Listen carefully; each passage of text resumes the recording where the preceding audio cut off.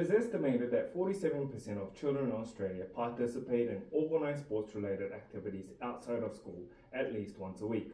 Of these, 50% are male, 30% are female, and 32% identify as First Nation Australians. Participation in sports has a profound positive impact on children, spanning multiple domains. Physically, it improves motor skills, reduces obesity, and lowers the risk of chronic conditions. Psychologically, it decreases the rate of depression and risky health behaviors while boosting self-worth.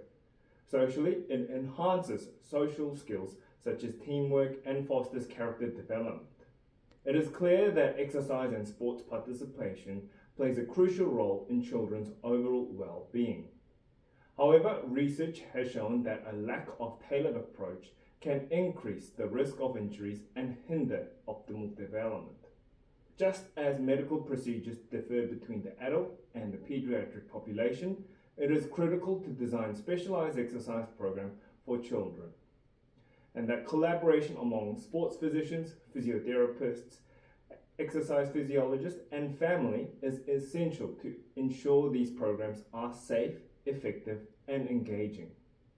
Today's presentation will delve into the key principles to exercise prescription for children.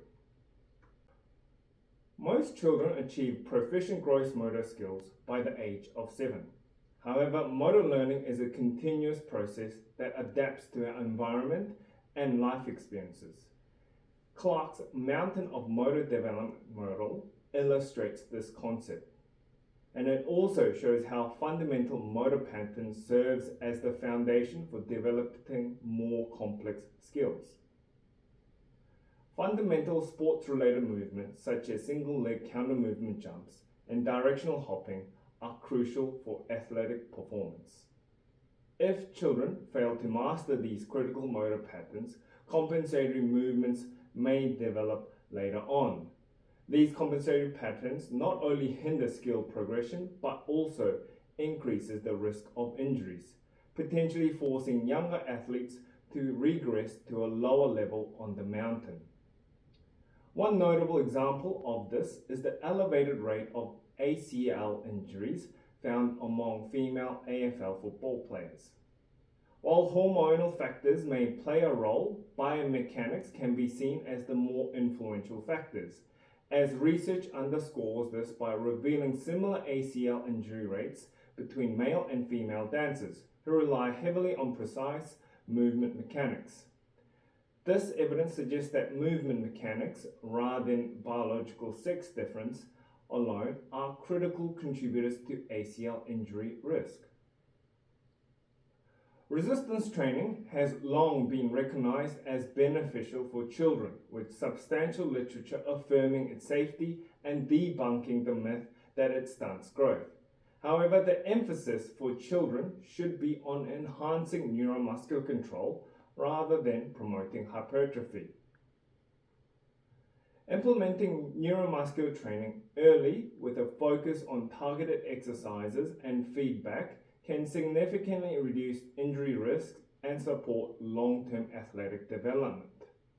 Given the high adaptability of children's nervous system, neuromuscular training helps them learn and refine correct movement patterns.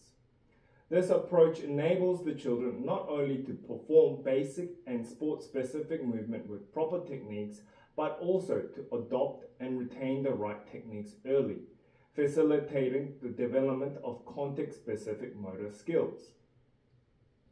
In addition to neural factors, another crucial consideration is physiological growth. During puberty, children experience accelerated bone growth, often outpacing the ability of the surrounding muscles and tendons to adapt. This imbalance can alter movement mechanics and increase the risk of developmental musculoskeletal injuries, including growth plate fractures and overuse conditions such as Sever's disease and Osgood-Schlatters disease. While stretching might seem to be a logical intervention to address these limitations, a systematic review by Dante indicates that stretching, regardless of volume, is only effective in children aged 6 to 11-year-olds and less effective during the 12 to 18-year-old period when most bone lengthening occurs. Given this, exercise program during puberty should prioritize neuromuscular training to help children maintain optimal posture and movement mechanics while participating in sports.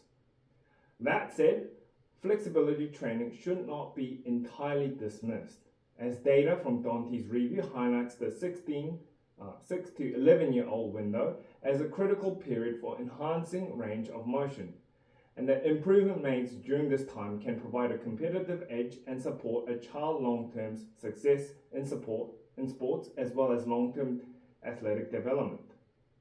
As growth can cause fluctuation in movement and performance, it is essential to incorporate regular flexibility assessments and ensure exercises are performed with optimal posture, highlighting the importance of neuromuscular training. Coaches and physiotherapists should carefully monitor change in movement patterns and adjust training loads accordingly to minimize the risk of injuries. Alongside bone lengthening, bone density is another critical consideration in exercise programming for children. During childhood and adolescence, bones are still developing and adapting to mechanical stress. Overloading beyond a child's capacity for recovery can lead to tissue failures, resulting in injuries such as stress fractures or even complete fractures. In addition to focusing on form, accurately monitoring and measuring load progression is essential. As a recent ABS survey found that 31% of children participate in one or more organized sports. While this is encouraging, many children engage in multiple sports rather than specializing in a single one. And as an aspect we will discuss in great detail shortly, participation in multiple sports can strain a child's resource, affecting other areas of life. And children balancing academic and social commitment face increased internal loads, adding further stress to young athletes. This combination of external and internal demands make children particularly vulnerable to overloading. Therefore, careful monitoring of both external and internal load is crucial, along with prioritization of adequate rest between sessions to support recovery, adaptation, and overall physical and psychological well-being. While one approach to managing this could be the focus on a single sport, there is a growing trend of children specializing in particular sports at an early age. Early specialization may accelerate skill development in that sport. The increased volume of repetitive movement on a developing body can lead to imbalanced physical development and higher risk of overuse injuries. Moreover, research highlights that early specialization is associated with increased psychological stress and burnout, ultimately undermining the goal of fostering elite-level skill development. To counter these risks, education is essential for both children and their parents. And by understanding the importance of balanced participation and the risk of overloading, they can make informed decisions to ensure safe and sustainable sports participation that supports the child's overall development and well-being. Engaging parents in their child's sports and exercise journey is crucial for fostering positive outcomes.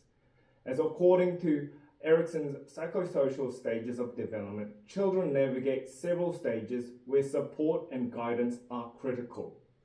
Unfavorable experiences such as feeling unsupported or failing to adhere to home exercise programs can result in negative outcomes, including feelings of shame, inadequacy, or inferiority. These consequences may not only hinder immediate progress, but also impact the child's long-term willingness to participate in sports or physical activities.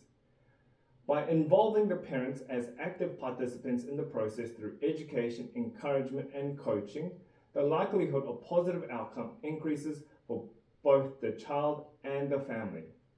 And that this approach promotes adherence, builds the child's confidence, and creates a supportive environment for growth and learning. This parent-family engagement is especially significant for Aboriginal communities, where family plays an integral role in cultural identity. And for these communities, family connections form a foundation for social and historical determinants of health and well-being, tied deeply by their connection with the land. And by respecting and incorporating these cultural values, exercise programming can not only empower the child but also strengthen family bonds, creating a holistic framework for success. To sum up, encouraging kids to play sports and engaging in physical activity play plays a vital role in the child's social, mental, and physical development. So, for this to take place, it requires a careful, customized strategy that strikes a balance between the external obligations or internal load, training demands, and physiological development. From the information provided, it was established that through emphasizing neuromuscular training, close monitoring of loads, and involvement of the parents and families, especially in culturally varied setting, we can guarantee that every child has the chance to reach their full potential and take advantage safely of the long advantages of physical activity.